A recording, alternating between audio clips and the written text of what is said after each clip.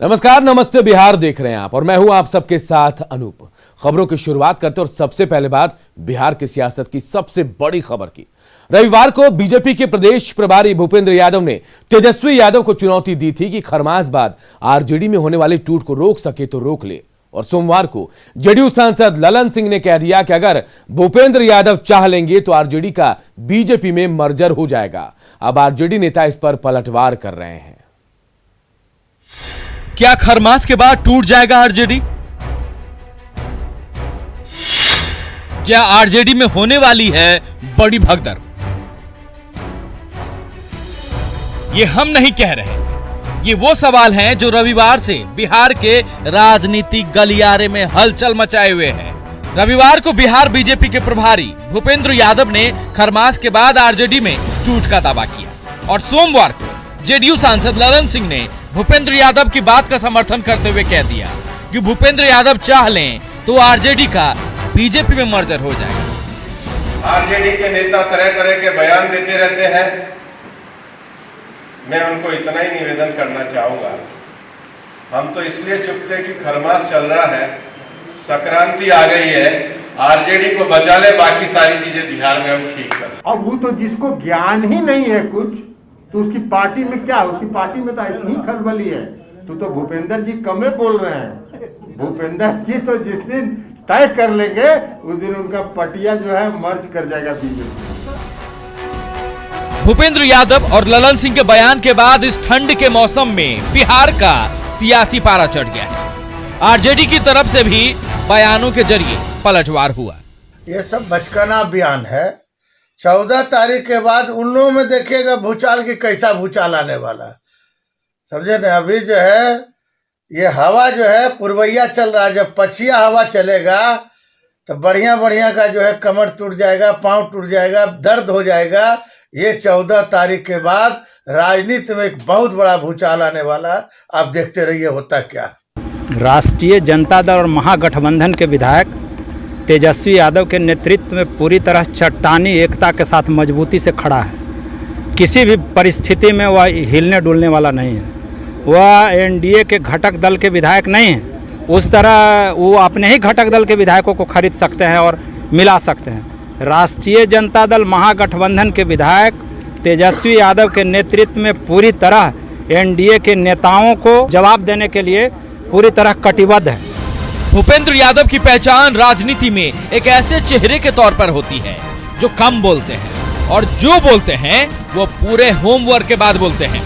बाकी भूपेंद्र यादव के दावे में कितना दम है ये वक्त ही बताएगा। न्यूज़ 18 के लिए पटना से आनंद अमृतराज और धर्मेंद्र के साथ जहानाबाद से रागी बहसन की रिपोर्ट।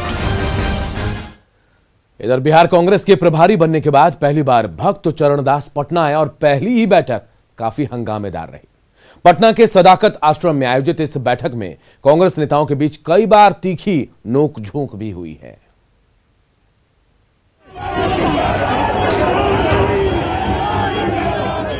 बड़ी उम्मीदों के साथ भक्त चरणदास को बिहार कांग्रेस का प्रभारी बनाया गया।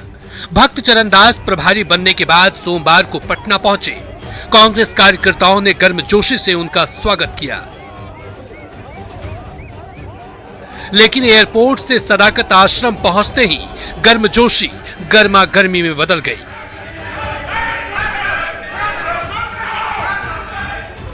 प्रदेश नेताओं के साथ हुई पहली ही बैठक में हंगामा हो गया। पूर्व विधायक संजीव प्रसाद टोनी और बिहार महिला कांग्रेस की अध्यक्ष अमिता भूषण ने प्रदेश नेतृत्व पर कई गंभीर सवाल उठाए। इनको हम टिकट दें, हम लोग भी पुराने लोग हैं, हम लोग भी कांग्रेस में काम किए हैं। हम लोग का नाम प्रखंड और जिला शाखा का चुनाव समिति होता था, ये कुछ नहीं देखा गया। क्योंकि एआईसीसी से हमें आदेश मिलता है फला तारीख को आपको धरना देना है, फला तारीख को आपको आंदोलन करना है, तो हम सब लोग कांग्रेस कार्यकर्ता जुट जाते हैं, पुतला जलाते हैं मोदी जी का। लेकिन उसमें कितने किसान होते हैं? उसमें किसान नहीं होते हैं, उसमें कांग्रेस पार्टी के कार्यकर्ता होते हैं, क्योंकि अलाकमान की तरफ से आदेश हुआ है कि आपको ये प्रदर्शन करना है। कांग्रेस की बैठक में इतना ज्यादा हंगामा हुआ कि मौके पर पुलिस पहुंच गई। हंगामा बढ़ता देख बैठक को बीच में ही स्थगित करना पड़ा। बिहार कांग्रेस के प्रभारी भक्त चरण दास ने प्रदेश नेताओं से सहयोग की अपील की। आपको समझना पड़ेगा और आपकी बोली के आधार पर, आपकी अनुभव और आपके परामर्श के आधार पर यहाँ पे मुझे काम करना पड़ेगा। मैं सभी साथियों को मैं अपना समझ के आपका सहयोग का कामना करता हूँ। 62 साल के भक्त चरण दास कांग्रेस के तेज तर्रार और शांत नेता माने जाते हैं। ओडिशा के कालाहाड़ी के रहने वाले भक्त चरण दास का सामाजिक जीवन जेपी आंदोलन से शुरू हुआ। 1989 में पहली बार जनता पार्टी के टिकट पर कालाहाड़ी से चुनाव लड़े, सांसद बने और बीपी सिंह सरकार में उप राज्य मंत्री बन गए।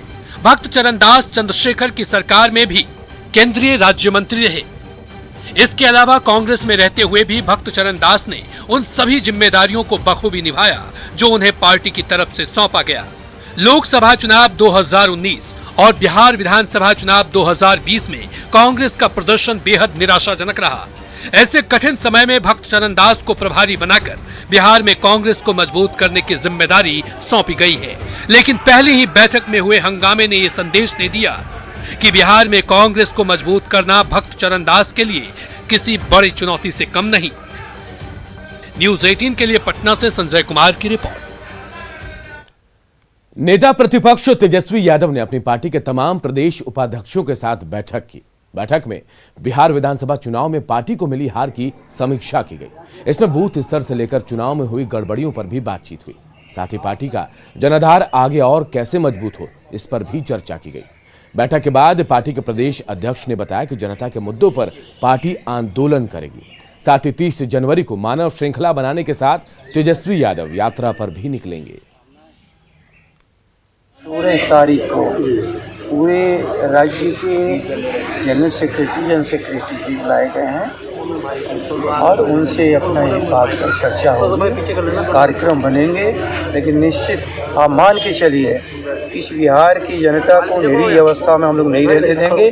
ये जुल्म करने वाले जुल्मी लोगों से हम लोग निजात दिलाएंगे और बिहार की जनता को कार्रवाई के नाम पर जो आश्वस्त किया है तेजस्वी जी ने, जब हमारी सरकार नहीं है तो हम विद्रोह जो आज जब पर खड़ी है ये बिहार की जनता, नेतृत्व फिर उसको दिया जाएगा और किसानों को कभी परेशान, बेरोजगारों को नहीं होना दिया जाएगा। जेडीयू के राष्ट्रीय अध्यक्ष आरसीपी सिंह ने साफ कर दिया कि समय आने पर कैबिनेट का विस्तार होगा। आरसीपी के मुताबिक शपथ ग्रहण के दिन ही साफ होगा कि किस पार्टी के खाते से कितने मंत्री होंगे। विभाग के हिसाब से देखें तो जेडीयू कोटे से 20 और बीजेपी कोटे से 21 मंत्री हो सकते हैं। कि जिस दिन शपथ हुआ था आपने देखा ना, सब विभाग बटा हुआ है, चारों दलों के पास विभाग बटा हुआ है। उससे स्पष्ट है किस दल के पास कितना पद होगा। और आप भी जानते हैं कि भाई जब भी मंत्रिमंडल का विस्तार होता है तो बिहार में भी आप लोग शुभ अशुभ सब समझते रहते हैं और बार बार आप लोग इसको उठा रहे हैं। आपको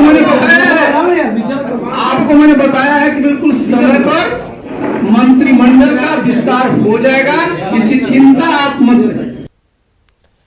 बिहार के पूर्व कृषि मंत्री प्रेम कुमार का फेसबुक अकाउंट हैक हो गया। किसी हैकर ने प्रेम कुमार के प्रोफाइल में किसी मॉडल का फोटो लगा दिया, जिसके बाद प्रेम कुमार ने साइबर सेल को इसकी सूचना दी। इसकी शिकायत पहले एसएसपी से की गई और बाद में कोतवाली थाने में मामला दर्ज कराया गया।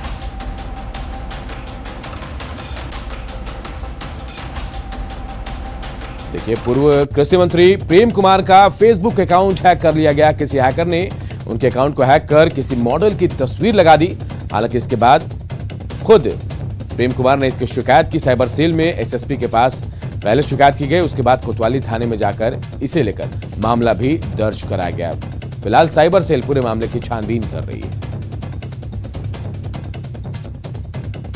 मैं अपना फेसबुक अकाउंट देखा तो पाया कि मेरे अकाउंट प्रोफाइल फोटो मेरे जगह पर दूसरे का फोटो लगा हुआ है। कई सूचना बदल दी गई है एवं मेरे कुछ चिंतकों ने, माने जो हमारे समर्थकों ने टेलीफोन किया, बताया ऐसा देखा जा रहा है। जाकर तुरंत हमने इस संबंध में सीनियर एसपी के यहाँ से और हमारे सहयोगी ने बात किया जाकर के, बताया उनको कि ऐसे मामले हैं, जाकर के मामले की आप जांच कर विलंब कार्रवाई कराया।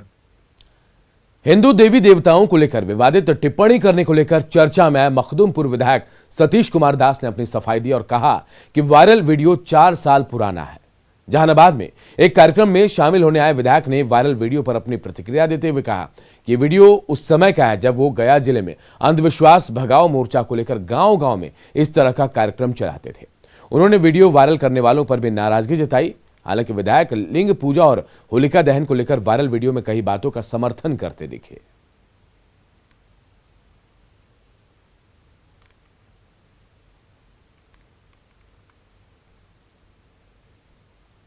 वीडियो में बात का बतंगड़ बनाया गया है और वो वीडियो अभी वर्तमान विधायक को कह करके चलाया जा रहा है। सबसे पहली बात तो यही गलत है। जब हम एक्टिविस्ट थे, जब हम समाज में छुआछूत अंधविश्वास भगाने का काम हम जब कर रहे थे, उस तब का भी ये बताया जाता कि जब ये एक्टिविस्ट थे, जब ये छुआछूत निवारण मोर्चा, अंबेडकर संघर्ष मोर्चा के तहत ये अपने गांव-गांव में घूम के अपने लोगों के बीच में जागृति लाने का काम करते थे कि आप पढ़ना लिखना सीखो। संविधान ऐसा अधिकार देता है, संविधान के तहत ही तो आपको सब चीज़ अधिकार मिला है। आप ये भरम जाल में नहीं रहो, भरम जाल से बाहर निकलो। वीडियो सही है, उसमें छेड़छाड़ है, उसमें बारे में ज़्यादा कुछ कहा गया, इस पर क्या प्रतिक्रिया आपको? भाई हम तो यही सवाल किए हैं कि भाई जो लिंग है, अगर लिंग की पूजा होती है तो सब समाज के लिए एक सवाल है कि नहीं है? सब समाज के लिए सवाल है कि नहीं है? सर, होलिका का सच में सच में अगर होलिका का कोई प्रमाण है उनके पास में तो ले करके आए, मेरे पास प्रमाण है। उनको दलित ही बताया, जाति पाति से। हाँ, आज तक बलात्कार कमजोर वर्ग की ही महिलाओं का हुआ है, लड़कियों का हुआ है। तो आपने जो कहा है उस पर क्या है मानना? हमने जो कहा है उसमें छेड़छाड़ की गई है। कहाँ का वीडियो है, कब का है? वो 4 साल पुराना वीडियो है और गया में हम इस तमाम छुआछूत के कार्यक्रम हम करते रहते हैं, अंधविश्वास भगाने का कार्यक्रम करते रहते हैं। और अब बात पंचायत चुनाव की, जिसकी तैयारियों को लेकर निर्वाचन आयोग भी जुटा हुआ है। जमुई में वोटर लिस्ट को अंतिम रूप दिया जा रहा है। 19 जनवरी को वोटर लिस्ट का प्रकाशन होगा, जिसके बाद लोगों से शिकायतें ली जाएंगी। अभी हम लोगों का जो मतदाता सूची का प्रकाशन होना है, उसके पूर्व जो भी हमारा मतदाता सूची था विधानसभा वाला, उसके आधार पर हम लोगों ने विखंडन कर लिया है। विखंडन के पश्चात डाटा में मतलब सॉफ्टवेयर में उसकी प्रविष्टि कर दी गई है। इस जिला का ये काम हो गया है, हम लोग परसों पूरा कर लिया। उसके पश्चात इसका हम लोग करेंगे ड्राफ्ट पब्लिकेशन। समस्तीपुर का कल्याण छात्रावास बदहाल है। यहाँ भवन पूरी तरह जर्जर हो चुका है। वहीं बरसात के मौसम में हॉस्टल परिसर में जल जमाव रहता है, साथ ही कमरे में पानी घुस जाता है। छात्रों का कहना है कि आसपास के लोगों ने हॉस्टल कैंपस को डंपिंग यार्ड बनाकर रखा है, साथ ही यहाँ कभी साफ सफाई तक नहीं होती। कमरे में छत के टुकड़े टूट टूट कर गिरते रहते हैं, जिससे हादसे का डर बना रहता है।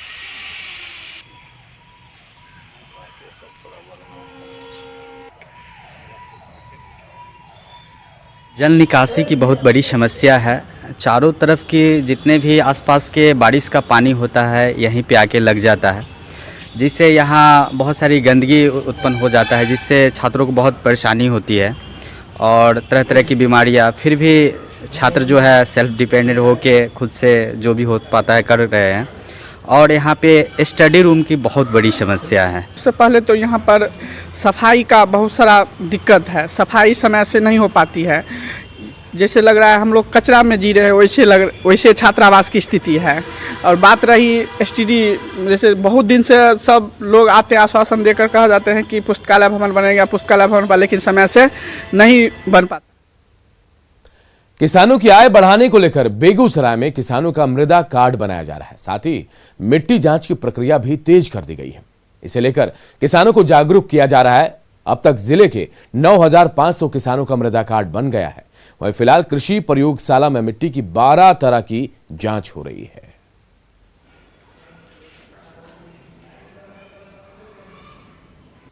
2015 से इससे पहले मिट्टी का पता भी नहीं था, मिट्टी जांच किसको बोला जाता है। 2015 के बाद हम 2 साल पे एक बार मिट्टी जांच करवाते हैं और पैदावार अच्छा हो रहा है और कम लागत में और कम पानी और खाद में अच्छा पैदावार हो रहा है। मुख्य रूप से इस लेबोरेटरी में 12 पारा पर जांच होती है, जिसमें पीएच हो गया, ईसी है, ऑर्गेनिक कार्बन है ना, बोरोन है, सल्फर है, पोटास, फास्फोरस और माइक्रोन्यूट्रिएंट इतने की जांच होती है।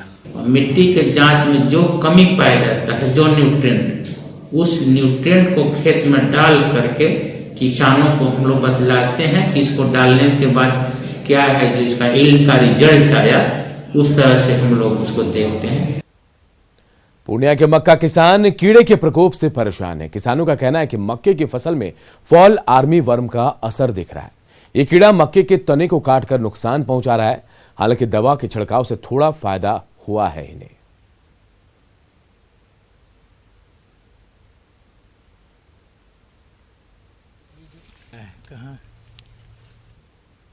ये पायनियर कंपनी की एक बीज आती है 3355, खास करके उसमें इसका जो प्रकोप है काफ़ी मात्रा में होती है।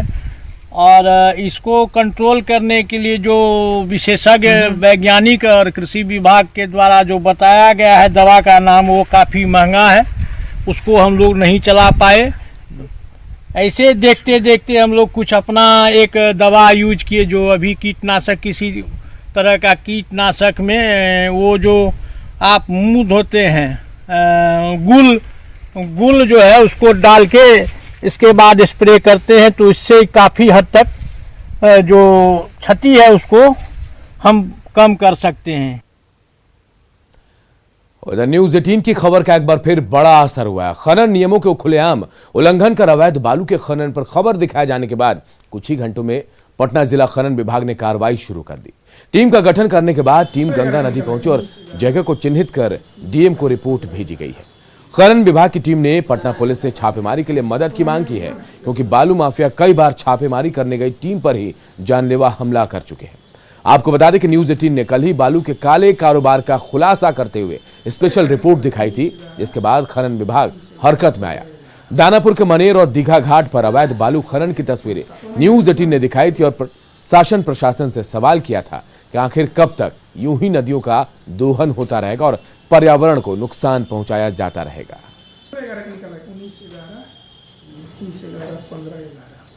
गंगा नदी में बालू के नाव द्वारा अवैध खनन के विरुद्ध में हम लोग नियमित कार्रवाई करते हैं। पूर्ववत में भी कार्रवाई किए हैं। दिनांक 9/1/2021 को भी हम लोग कार्रवाई किए थे, जिसमें 5 लोगों को अरेस्ट करते हुए 2 नाव जब्त किए थे। दीघा थाना में उसमें FIR हुआ था। और आपके स्तर से मनेर में जो शिकायत प्राप्त हुई है, उसके लिए हम लोग अपनी टीम गठित करके उस पर भी बहुत जल्द ही कार्रवाई करेंगे। दीघा में भी बीच गंगा में जो है नाव से निकाला जाता है बालू, उसमें भी हम लोग कार्रवाई किए हैं और पहले भी बहुत काफ़ी FIR किया है, काफ़ी लोगों को अरेस्ट किया है। और उसी क्रम में हम लोग पिछले दिन कार्रवाई जो किए थे, जिसमें 5 लोगों को अरेस्ट किया गया था और 2 नाव सीज किया गया था। खबर गया से है, जहां पुलिस ने छापेमारी के दौरान चोरी की 5 बाइक के साथ 5 अपराधियों को भी पकड़ा है। साथ ही 5 के पास से 5 मोबाइल फोन भी बरामद किए हैं। पुलिस को यह कामयाबी कोतवाली थाना इलाके में मिली। सिटी एसपी राकेश कुमार ने बताया कि पूछताछ के दौरान कई अहम सुराग भी मिले हैं। इसके आधार पर दूसरे कई लोगों की गिरफ्तारी सुनिश्चित की जाएगी। सिटी एसपी ने यह भी बताया कि चोरी में शामिल सभी अपराधियों की उम्र 19 से 25 साल की है और ये सभी चोरी की बाइक को सुदूर गांव में ले जाकर सस्ते दाम पर बेचते थे। जल्दी कई और गिरोह का खुलासा होगा। उनके पास से 3 लोगों को गिरफ्तार किया गया है और इनकी निशानदेही पर अलग अलग जगह से चोरी की 5 मोटरसाइकिल बरामद की गई और फिर उनके 2 लोग फर्दर इनके टिप पे इनके आधार पर हमने सूचना के आधार पर 2 लोगों को मोटरसाइकिल गिरफ्तार और भी किया है। 2 लोगों को टोटल हम लोग 5 गिरफ्तारियां हुई हैं। इनके पास से 5 मोटरसाइकिल बरामद हुई है, 5 मोबाइल फोन भी बरामद हुए हैं। इधर आरा में अपराधियों ने पुलिस टीम पर ही हमला कर दिया। जवाबी कार्रवाई में पुलिस ने फायरिंग की, जिसमें एक महिला को गोली लगी है। उसे इलाज के लिए PMCH रेफर किया गया। महिला की मौत होने की भी खबर है, हालांकि इसकी आधिकारिक पुष्टि अब तक नहीं हुई है। घटना नगर थाना क्षेत्र के धरहरा शिवपुर के पास की है। पुलिस मिथिलेश पासवान और छोटू मिश्रा को गिरफ्तार करने गई थी। पुलिस को देखते ही अपराधियों ने उन पर फायरिंग शुरू कर दी। पुलिस की जवाबी कार्रवाई में छोटू मिश्रा की मां को गोली लगी। फायरिंग के बीच दोनों अपराधी फरार हो गए।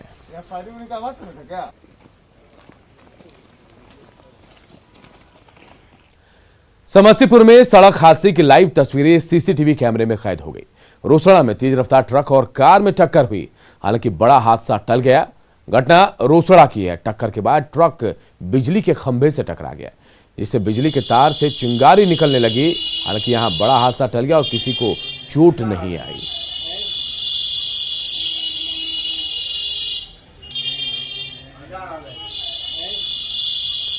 ये तस्वीरें देखिए, सीसीटीवी कैमरे की तस्वीरें समस्तीपुर की, जहां बड़ा हादसा एक टला है। तेज रफ्तार ट्रक और कार में टक्कर हुई और इसके बाद एक गाड़ी जो है वो बिजली के पोल से टकराई और बिजली भी यहां पर चमकती नजर आई। हालांकि बड़ा हादसा यहां टल गया। उत्तर प्रदेश के मिर्जापुर में विंध्याचल देवी के दर्शन करने पहुंचे तेज प्रताप यादव ने बड़ा बयान दिया है। तेज प्रताप यादव ने कहा कि बीजेपी जेडीयू में काफी मतभेद है और यह सरकार इसी साल गिर जाएगी। तेज प्रताप यादव का दावा है कि इसी साल चुनाव होंगे और तेजस्वी यादव बिहार के मुख्यमंत्री बनेंगे। तेज प्रताप यादव ने इसी के साथ कहा कि वो कोरोना की वैक्सीन तब लगवाएंगे जब प्रधानमंत्री नरेंद्र मोदी और यूपी के सीएम योगी आदित्यनाथ वैक्सीन लगवा लेंगे। बीजेपी पूरी तरीके से खत्म हो गया है। आपस में लड़ रहे हैं लोग, रोज ना रोज दिन आप देखने का काम कर रहे होंगे जिस तरीके से हो रहा है। और पूरा बिहार का जनता जो हम लोग को मैंडेट देने का जो काम किया है, पूरा बिहार का जनता अब अपनी सरकार आने वाली है। अच्छा, ये हलचल से पूरा पता चल गया है सबको कि किसकी सरकार आने वाली है। क्या जेडीयू से आपकी बातचीत चली? आने वाले समय में देखा जा सकता है कि तेजस्वी यादव मुख्यमंत्री बनने जा रहे हैं? एकदम बनेंगे, एकदम बनेंगे। तेजस्वी यादव मुख्यमंत्री बनेंगे एकदम। मोदी जी लगवाएं वैक्सीन, पहले आप लोग योगी जी लगवाएं वैक्सीन। आप अपील करेंगे जनता से कि वैक्सीन लगवाना चाहिए? नहीं, पहले वो जो मुखिया जो लोग हैं, जो दादा लोग बैठे हैं कुर्सी पे, पहले वो लोग लगवावे वैक्सीन। केंद्र सरकार में जो नरेंद्र मोदी जी हैं वैक्सीन लगाएं।